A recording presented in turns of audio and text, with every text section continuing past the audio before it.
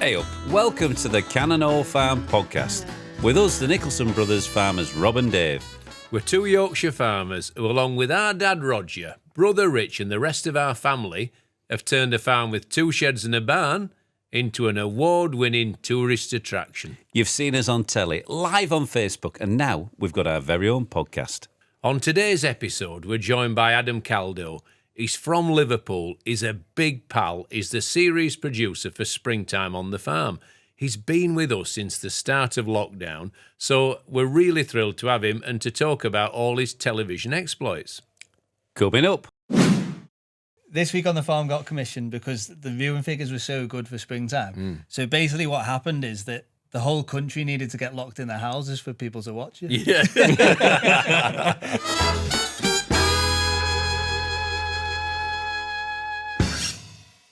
So today we're joined by Adam Caldow, series producer for Springtime on the Farm. But before that, what have you been up to this week, Dave? Well, we've been filming a few things for Springtime on the Farm with Adam. You know, he's a great asset. He tells us when we're going wrong. And you know what I like about him? At the end of our filming day, he always says to me, "So we've made some great TV today then, Dave." And I'll always go, "Well, perhaps." Well, I've been busy promoting our new book, Cannon Farm, Past, Present and Future. It's gone down really, really well. And I think we could be on to a winner. Well, that sounds good. I love the book. I love the process of writing it. And I hope everybody else enjoys it too. Right, let's get Adam Caldow on the sofa. He is the series producer of Springtime on the Farm 2025. I better hook you up then.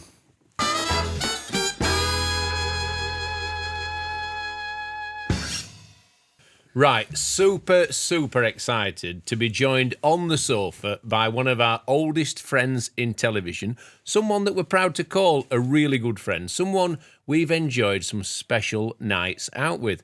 It is Adam Caldow, normally the man behind the camera, but today he's in front of the camera, he's up close and personal, and he's here to talk to us about our filming exploits, and I'm sure he's going to dish the dirt on what we do wrong on television. We probably haven't got long enough for that. We started already. Adam, lovely to have you. Yeah, thanks for Really having me. pleased to see you here. And looking forward to a really good chat about our filming journey, starting right before lockdown, the first series of This Week on the Farm, Yeah. right through to the present day, and we're still connected, still filming together now. Yeah. I mean, well, I actually worked on the very first Springtime. Yeah, I know that because you came to my house for the after party. Yeah, the after party, it was a good night. He how drunk did all you- the expensive tequila. He really did. I had a lovely blue bottle of tequila, It was, right? it was nice, wasn't lovely. it? It was good. It was good. Are you able to dish any dirt? Just for context, the after party on the first Springtime was when we first met Kelvin. Yeah. Kelvin is a bit of a party animal. Adam certainly is. Your house was filled with how many people? I'm afraid I fell somewhat by the wayside an hour or two earlier, didn't I? Did he not make the guest list? No, he made the I guest was list. asked, I had to go home. I was too bad away. Yeah, really? Yeah. He went home about, I'd say, 11:30. Yeah. Just as everyone were coming in. So you went, "I've had enough." I had enough. And I think there was about 40 or 50 people in my house. I can't really remember. Tim Bilton were there. Our Rich came. Everybody came. Yeah. It was a good night. And There were a lot of people because you've got your bar, haven't you? In your Yeah. house, Dave's bar, and there were a lot of people.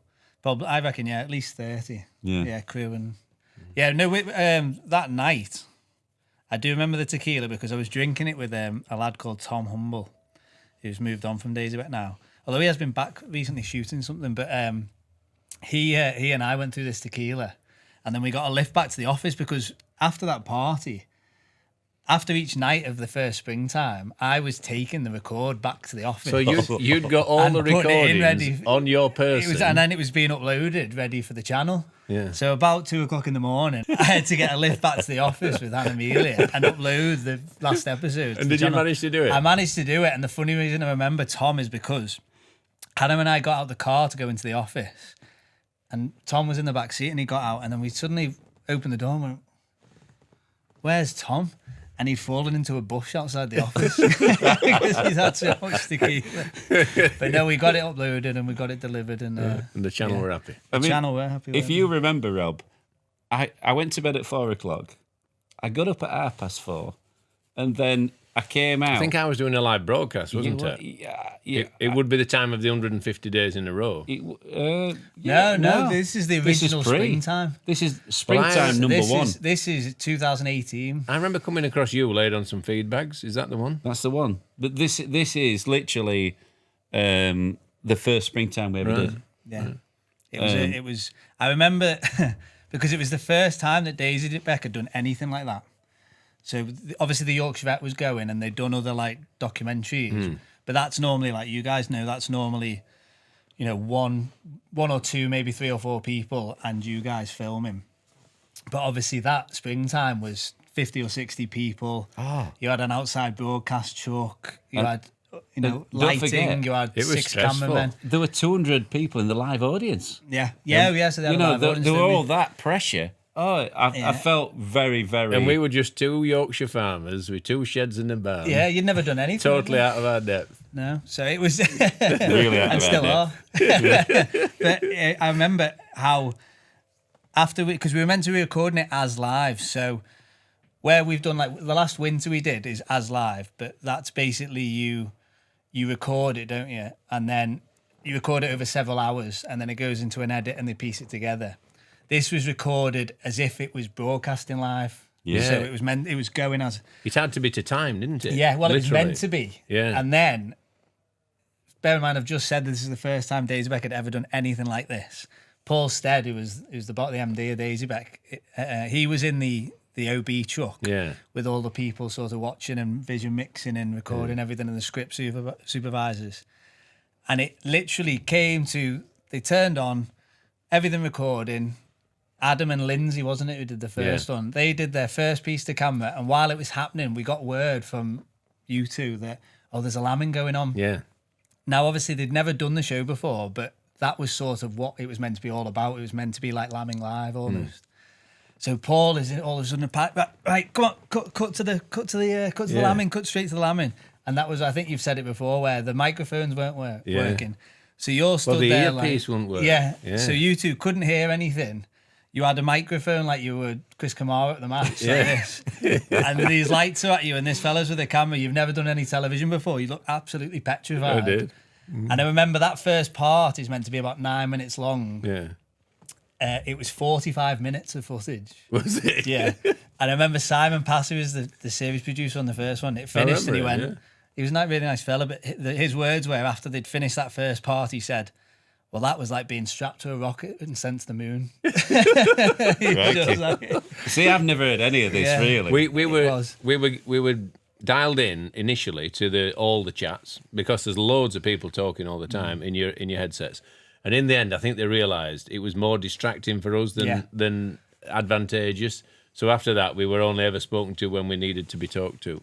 Well, I think that's always something I've found that amazes me about presenters, that they're able to do that. They're able to hear everything going on and listen to it and take all the information coming in whilst they're talking to camera or they're talking to a guest. It must be really off-putting, that. It must be hard. It's something you get used to. It would be virtually impossible for me to do that.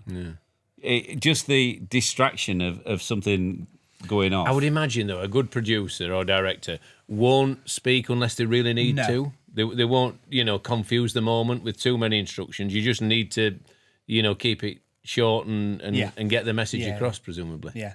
So it was an experience, I think, for everyone, that first series. Obviously, you guys, it was all new to. Yeah. But it was new to Daisy Beck, really. And what did you make of it? When it first happened, did you think in 7 years' time they'll still be making this programme? Well, no. I don't think anyone did they, No? really? It's amazing how it's lasted so long. But I think... Well, there you go, you've heard it. But I do think it was just... It was just a wild ride for everyone. It was a learning curve for everyone. Yeah. But it was a success, wasn't it? People watched it. It came out looking great.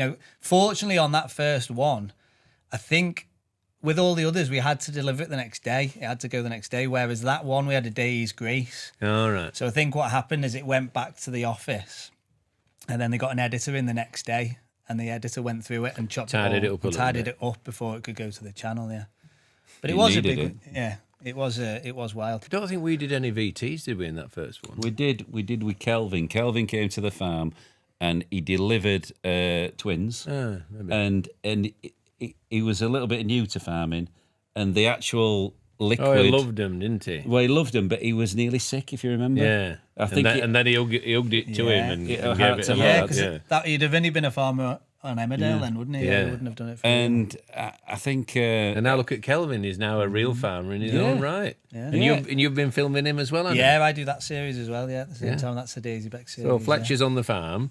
This week on the farm, Yorkshire Vet. You're the series producer series director for Yorkshire Vet. Yeah. So I would say, of all the people at Daisy Beck, you're certainly one of the ones whose trajectory is going up like that. You seem to well regarded. You seem to be a person going places. Well, I hope so, yeah. I think I'm doing all right, yeah. I think, well, you did really well on Winter. Yeah, You were in so charge that was the first sort of studio record I've series directed, yeah.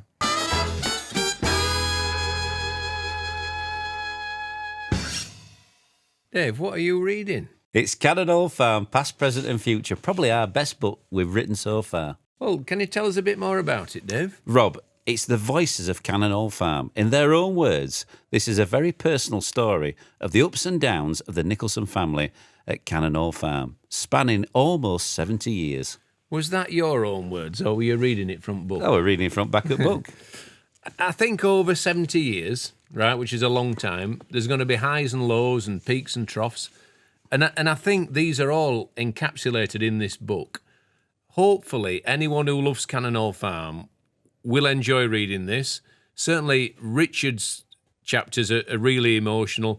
Mum and Dad have done their own chapters, and in their own words and in their own voice. Hopefully, again, you'll find that really enthralling, and we've enjoyed writing ours. It's a lovely story, and you can probably hear my grandson Arthur in the background wanting to read a copy himself. But I don't think he's quite old enough yet. I'm sure it'll be bedtime reading for you to read to him.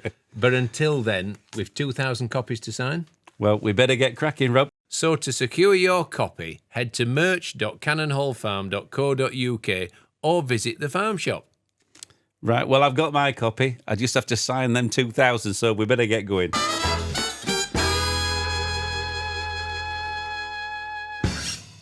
One thing I want to talk about, Adam, and there's loads for us to talk about because we've done so many things together, but I want to talk about Sweden. Okay, yeah. Right, because that was a memorable trip. Yeah, it was. Yeah. Right, what were the highlights for you from our trip to Sweden? This was for Winter on the Farm about 4 years ago, maybe? Yeah, probably 3 or 4, wasn't it? Yeah. Yeah.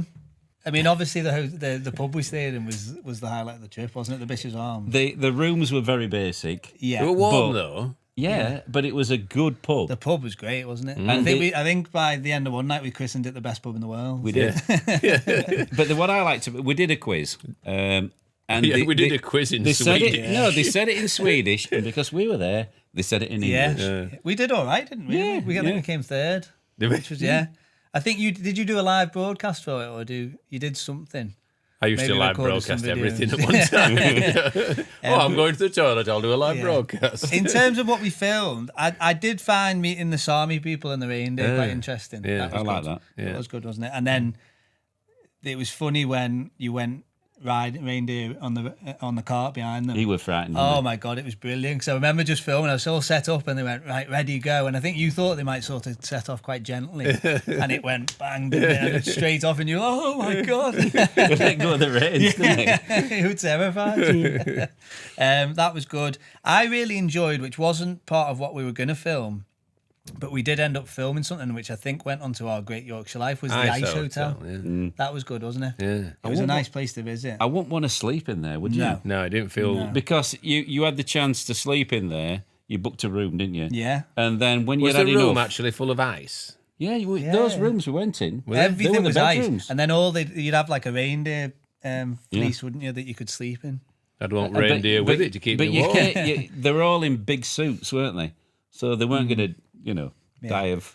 But then if you hypothermia. did have in each room, if you went out the back, so there was a door out the back and then you went in and that's where your toilet and your shower and everything was, and that was heated. Right. So that was all okay. I could have slept in toilet. I think they have another room actually just across the way. So if you did have enough of that, you can just go and... No. So that one across the way, how it worked was the one we went in, because we were... One of the problems with Sweden, we were slightly early in the season, weren't we? I think we went about November. Yeah. And apparently you want to go around January. Right. Now it's colder, but that's the best time to see the Northern Lights. And that ice hotel in November, so they have one, the one we went round is there all the time. Yeah. So it's in like a big building, which is basically like a massive fridge that keeps it cold. And then the other one across the way, where they were doing building work, that's the one they build each year. Yeah. So they design it, do a different design each year, build it, and then it's open for about 3 months. And then they let it melt, and it melts back into the river. Yeah. But I found that really interesting. It was a great place. Truly recycled then. Yeah. Now, I seem to remember we wanted to stop at the Bishop's Arms again because we liked it, God. didn't we? But we had to go and have 2 nights Roughing it. at the hostel. Yes. And you had picket rooms, didn't Oh, you? yeah. Oh, God, yeah. Yeah. Tell us about your room. So You basically, said, I'll have the room on my own. I'll have the room on my own. Adam Tootles off. that was a disastrous choice, wasn't it? So basically, to give it a bit of context, when we got to Sweden, there was part of the filming schedule done, wasn't there? But not all of it. There'd been a diplomatic breakdown in communication. And so I think 3 days in, it was a bit like a Monday, and we didn't know what we were doing on the Tuesday. No. And they'd been trying to find someone to do this specific filming with I think it was something like it was meant to be a survival. They wanted VT, it to be wasn't it? survival. Because when, the day after tomorrow happens in Barnsley, you two can be ready. Yeah. But the daft thing was, when we went to Marita's later on to buy the ram, Albert, she actually had somebody who was going to do that in the woods survival. really? Yeah. She had it all keyed up, but it didn't fit the schedule. No. So carry on. So So they we had booked big last Mads, minute didn't with we? Big Mads. Yeah. And I think one of the conditions of doing it was that we stayed at his place on site. Now, he was a really nice fella. His accommodation was a bit rough around the edges, wasn't it? Well, the yurts were all right. Yeah. Yeah. The yurts were good. The hostel was David all and I right. had the honeymoon suite. But you Yeah, had so the I little went- shed across the way, didn't I you? went off on my own to take this room. And I took a picture, actually, because it was that cold that above my door, when I opened my door, I snapped a load of icicles. And I went into my room, and it was dead basic. It was freezing. And then I was like, you look in a hotel room. Where's Where's the my toilet? bathroom? Where's my toilet? And anyway, my toilet was at the end of the row of rooms. It was like an old sort of 16th century toilet. So it was literally a hut that had a wooden board with a hole in it. Was it? Yeah, that was my toilet. No, like sink or anything. Did you use it, or did you- No, I didn't. No, You came across to us. yeah, He I kept- came across the He old. kept going to Bishop's Arms. Whereas you guys had, it wasn't great, was it? But it was a night. You had a Yeah. We had a shared bathroom. shared bathroom. We had yeah. one shared bathroom between a lot of people in the house. Yeah, and a shared kitchen as well, didn't you? But one of you ran into trouble with the shared bathroom, didn't I you? know. That was you, Rob. That was Rob. So Rob went for number 2, didn't he? Yeah. And And there were those 2 nice Belgian girls, weren't there? just as he was walking out, having done and left the place, not smelling the best, those 2 Belgian girls are waiting outside to brush their teeth. It was awkward. He said, oh, hello. And you were following him on Facebook as well. Well, they were nice, weren't they? They were Yeah. good pals. Followed you into the bathroom and followed you on Facebook. Yeah. And then do you remember? She can't have been too unimpressed, can she? Do you remember the next night you were saying about the yurts were nice? They were nice. Yeah. But do you remember you went in one for some filming, and you had to get into the sleeping bag? Oh, I smelt the sleeping bag. And it was the biggest whiff of BO I have ever smelt in my life. They made do a reindeer ride. So I binned them off to side, and there were a lot of like reindeer rides on the chairs and everything. So I slept with them on me. But I had to film you getting into the sleeping bag, didn't I? So even though it stunk, you still had to get it because it was part of the filming. Yeah. It was very cold though, wasn't it? Yeah. Very. I mean, I remember that night when we tried to go and see the Northern Lights. We did better in Finland, didn't Yeah, we? it was a disaster in Sweden, wasn't it? We drove. Well, we were meant to drive an hour, But, but Rob was it driving, took 2 so hours. it took 2.5. Yeah. Oh, granddad. They Never called seen me anything like Grandad, right? Because I drove slowly. Well, it were packed snow, right? And I'm thinking, I'm going to be careful because I have a lot to live for. And this that was saying, put your foot down, put your foot down. And I'm thinking it's solid ice and snow. I'm going to drive carefully. But we wanted to get back to the Bishop Arms for another pint at the end of the night, didn't we? It's just the fact that we were crawling along and these cars are just flying past us and giving us signs out the window, come on, hurry up. Rob's like this, he's like a 90-year-old. So we eventually get to this town. I was a victim of bullying that night. We eventually get to this town. It was called Abisko, and I'd researched it because it's meant to be the best place in the world to see the Northern Lights. Good research. Yeah. Well done. But mainly because they've got this sky centre. So they've got this place where you go on a chairlift up into the mountains, and it's got like a big viewing platform, and they give you an extra suit to put on and gloves and hats and everything because it's freezing up there. And the problem was that we got all the way to Abisko and I was looking up, it was shut, wasn't it? It wasn't open yet. Probably too early. It didn't Closed open until Mondays, like Christmas. Yeah. So we got back to Bishop Arms. Well, no, because we went, do you remember, drove up a hill to try and find a viewpoint. That's right, yeah. And we stopped. And Tom and I were there setting lights up, and even we had big gloves on, and you're setting the lights up and they've got metal poles, and even through your gloves, your hands are going. And I remember I couldn't get you two out the car for more than about 2 minutes. No, we just kept going back in, didn't we? But there was nothing to see anyway. No, there wasn't anything to see. You'd film something and then back in the car. And after about half an hour, we just weren't going to see it. We often joke, don't we, about that bit of film that'll never see it light today. Yeah. Well, I don't think that ever did it? No, absolutely not. Yeah. And we actually toyed with the idea when we came back we'd go to Blackpool and see the Northern Lights. Yeah, we kept just saying we'd seen them. We kept trying to sell this closure to the film to them, didn't we? And they wouldn't have it. No. So, but you win some, you lose some. Yeah. But they'd actually seen the Northern Lights outside the pub, didn't they?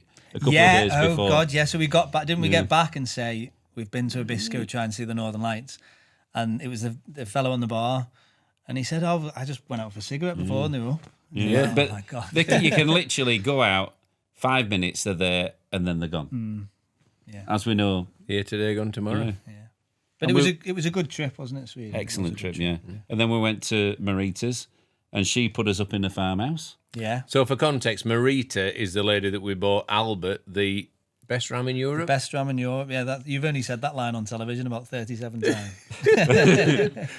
But he was a very good ram. Was he like the son that David never had to him? Well, you've never managed to get that one on, have you? Here we go. Every VT. This is like, would you say this is the son you never had? David then started fouling the thing, didn't he? He'd immediately swear so it couldn't be you. Well, it was on, the first time he ever used it, I remember, do you remember Bear? Your previous Swiss Valley VT? Yeah. And he went tupping with the girls. Yeah. And you had to say sort of how proud you were of it. That was it, yeah. Is that where it started? Yeah, You've got a good memory. Yeah. You've got a good memory. The first time. And that's a long time ago. Yeah. I mean, Daisy Beck didn't cover us actually going up there. We actually filmed that ourselves, didn't we? Just before lockdown, right? Yeah. We were one of the last people to visit this resort. It used to be a ski resort near Aviemore. Mm-hmm. We turned up to this hotel. There were only us staying there. Right, the proprietor of the hotel came out. They said, "What do you want for breakfast?"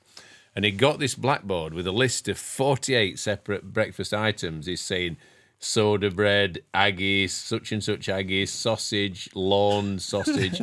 Read them all out, and David just says, "Yeah, I'll have that." And he goes, "What? All of them?" Well, yeah, give it a go. But we'd actually discussed it beforehand. Yeah. I thought, well, you know, if they're there, we might as well have How them. can you have 48 breakfast items, only us two visiting, and everything be kept fresh? You can't, can you? Yeah, that's some So, but I ended up with 6. Yeah. Yeah, you could only have 6 out of 48. Yeah. And it was all right. You had bacon, sausage, beans, fried bread, mushroom, and black pudding. That's a good breakfast. Might have had a bit of haggis as well, I'm not sure.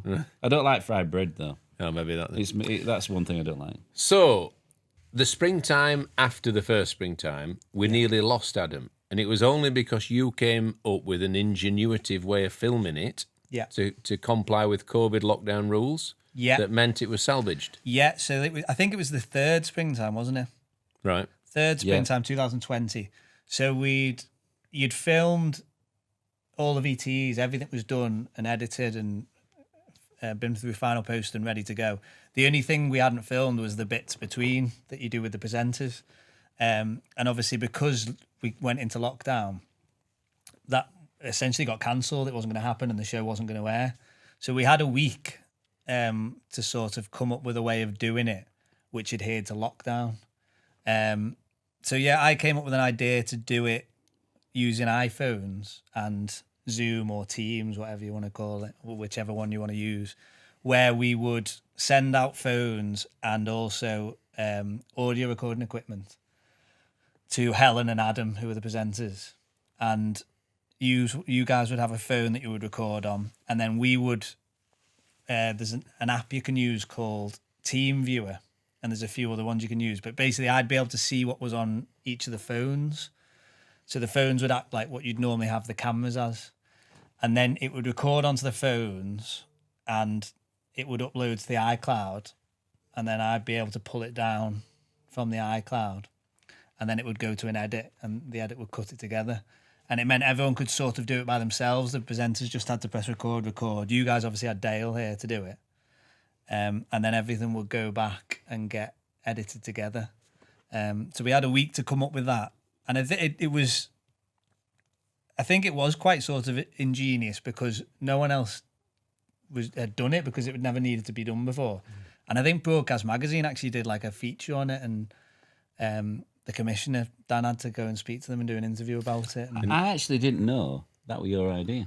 I thought it was Dale's, that. No, most of my best ideas come from Dale, but not that particular one. Just for context, right? Has he been a mentor to you, Adam? Dale, he's taught me everything I know. Right, Paul Stead did a big speech at the end of the springtime. No, it was a Facebook post. Oh, was it a Facebook post? It wasn't it wasn't even me who twigged it, to be honest. But basically, when we started filming in lockdown, obviously we did that record, and off the back of how well Springtime did, we got another show commission, didn't we? Almost straight away this week on the farm. But we still weren't allowed to go out filming after this had been commissioned for about a month. So basically Dale, because he was working on the farm, had to film everything for us. He became a camera person, didn't he? Yeah. So we were writing Dale a script and saying what shots to get, and then Dale was literally coming and filming you guys doing it. Which he did well, didn't he? He did amazing. You know, I was always impressed how quickly he understood the script. He knew what shot you wanted. You were always happy with what he sent back, and we just stood there and said stuff. Yeah, he did great, yeah. So off the back of that, that was ongoing for about 3 weeks, and then we were allowed to start filming again. So I was allowed to come here by myself, wasn't I? Yeah. And I'd film on my own. So off the back of that, about halfway through, Paul did a Facebook post that said, big thanks to Rich Mortimer, our series producer, and mainly the biggest thanks to everyone at Cannon Hall, Rob, Dave, and of course Dale, who films most of the series. Yeah. So I didn't know about laughing his head off. I didn't know about this until Rich Mortimer flagged it to me, and then I was like, "Well, I might as well not turn up then." Dale's got this. Yeah, that was so good. Yeah. So now, I mean, it's only 5 years later, and we're still laughing about it because every time there's an opportunity to make a joke, it's Dale teaches that. Or So, looking back to this week on the farm and all the stories that we've filmed since and the things that we've done since, does anything stand out particularly as something you think that we've shown real skill and ability with? I'm not sure about that. I was going to say that this week on the farm got commissioned because the viewing figures were so good for Springtime. So basically, what happened is that the whole country needed to get locked in their houses for people to watch it. Yeah. I'd never thought of it that way. So lockdown did us a favour. Yeah, well, it did work out well for the series because obviously it was just Springtime, wasn't it? We would literally be on telly for 4 or 5 days of the year. Yeah. If it weren't for the lockdown. Yeah. So it did open doors for us, and it did close a lot for lots of other people, but... Yeah, I mean, it was a really tough time, wasn't it, for a lot of people? I think media and TV and films and stuff are always like a massive escape for people, aren't they? So I think that was the benefit of doing that programme. It was even for an hour, if people were, upset or, were struggling with things mentally, or even if they were struggling with, obviously, COVID affected a lot of people by a lot of people getting ill or, losing people. So if they've got that sort of escapism for an hour, it Yeah, does make we a ticked a difference, box doesn't for it? some people, didn't we? In that time of need, and some people have never forgotten it. So Yeah, and I think obviously because it's quite, it's it's a show based in reality. It's you two are very down to earth people, and I think that helps with people sort of relating to you and relating to what was going on at the time.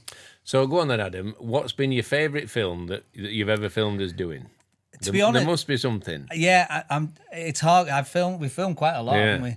Now, just because it's quite recent, and mainly because I was quite worried about how it was going to go and what it was going to look like, I did really like how the Northern Lights VT came out. Yeah. I think to be able to get that footage and to see it and to see how amazing it And looked. it were cut down quite a lot as well. Yeah. Because, Beyond, Bjorn, he was good. yeah, wasn't he?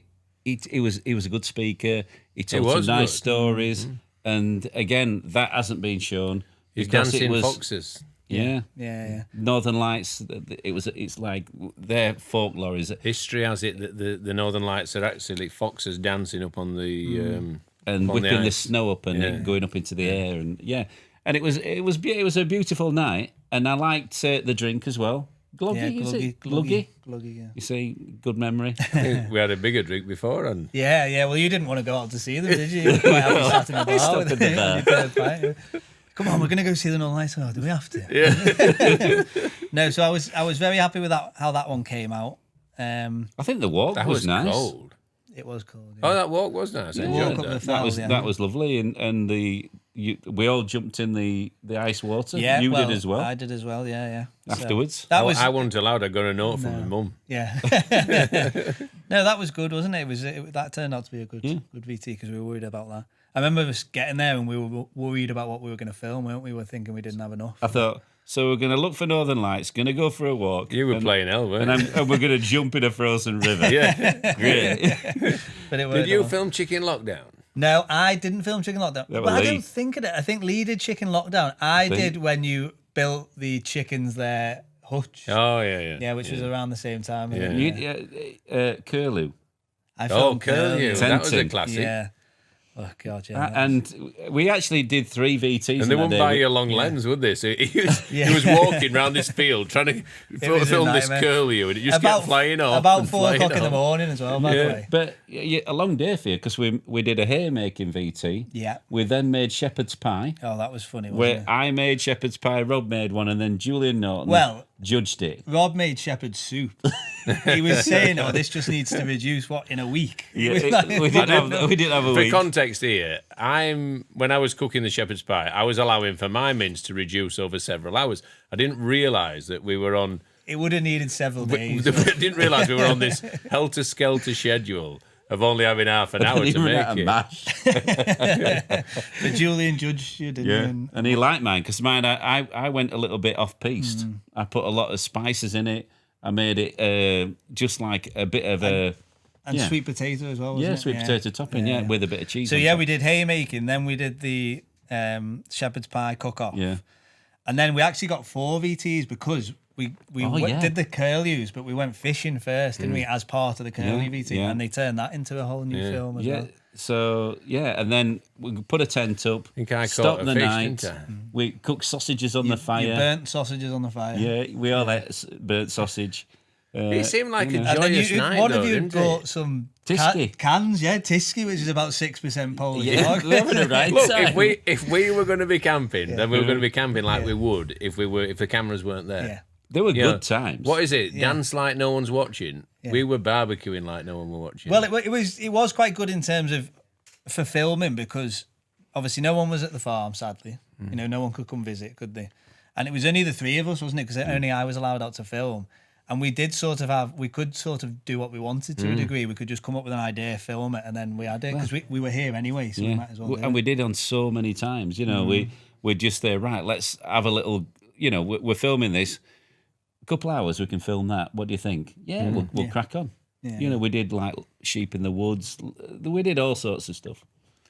One of I thought you'd mention is do you remember when we filmed Pig Enrichment with Jules? When And you were I'd getting I'd bitten. forgotten my wellies. oh yeah. Your white tray. And they I had to kept go biting in you. my white trays, and they were just ate me alive. Yeah. You got very angry that day. So Are you looking forward to this year's springtime? I am, because it feels like the whole gang are back together again.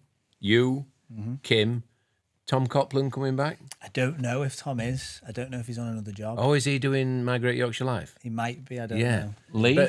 Lee's coming back. Lee's Yeah, coming Lee's back. Yeah. So it feels like the originals are all back, back where it started. And it's something that I think we should all be proud of. And I think it's something that we can look forward to.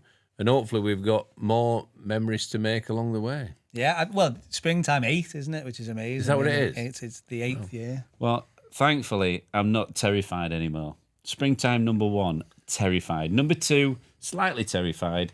And by number 3, it was kind of, it just got fun. I think you're just a bit of a pro now. It's nice of you to say so. Dave, would you say it's just what you do? It's just what we do.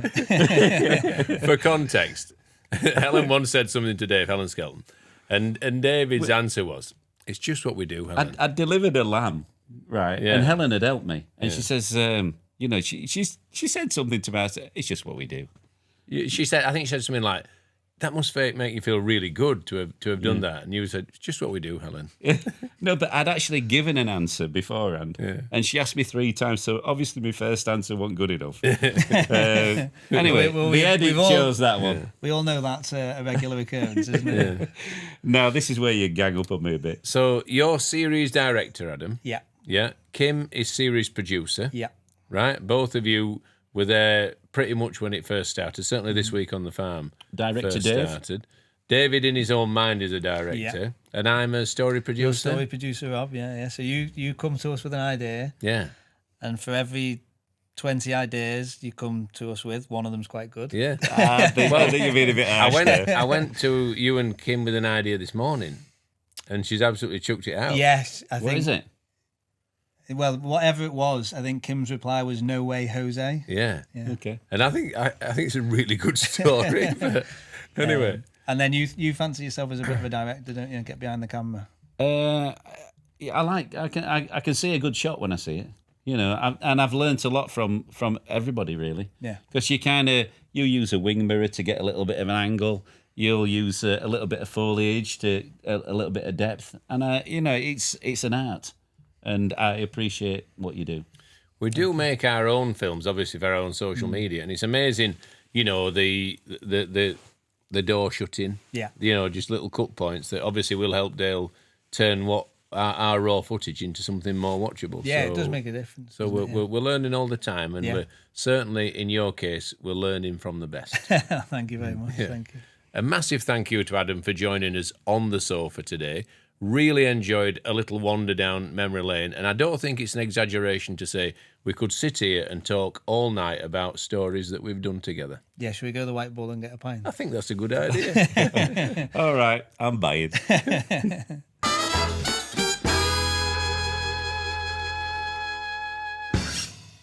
Thanks for listening to this episode of the Cannonall Farm podcast. Don't forget, Springtime on the Farm will be back on your screens this Easter, so don't forget to watch. Yeah, follow us across our social media pages for more information about exactly when it's going to be on. And it's usually around 8 o'clock. But we can't be totally sure it's 8 o'clock, but it probably will be. But until next time, I've been Farmer Rob. I've been Farmer Dave. Bye-bye. Bye-bye. I wonder if it's after 9 o'clock. No. No? It's always early. It's a family show. Yeah.